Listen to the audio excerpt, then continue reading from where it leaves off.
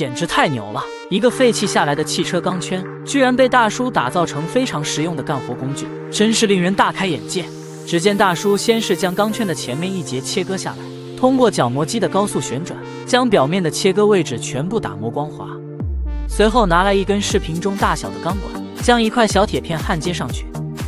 铁管的另一端还需要用马克笔做出标记后，两边进行打孔，刚好能套进一根小拇指大小的钢筋就可以了。随后将铁管焊接在钢圈的中间位置，这里需要注意，两边都需要焊接牢固，防止使用期间松动。接着继续拿来一根铁管，大小需要刚好能放入中间铁管，随后在上面做出标记后进行打孔，孔的大小也需要跟外面套管的大小保持一致，最后得到这样的效果就可以了。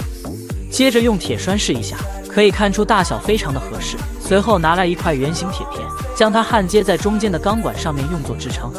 为了防止铁栓丢失，铁栓的一头还需要焊接一根铁链，表面再喷上一层防锈油漆，防止长时间使用生锈。最后将铁栓固定在钢圈上，顶部再固定一块轮胎皮。于是这样一款非常实用而且漂亮的支撑装置就制作完成了。平时用来给自己爱车做保养非常的方便。怎么样，这样的支撑架你觉得还行吗？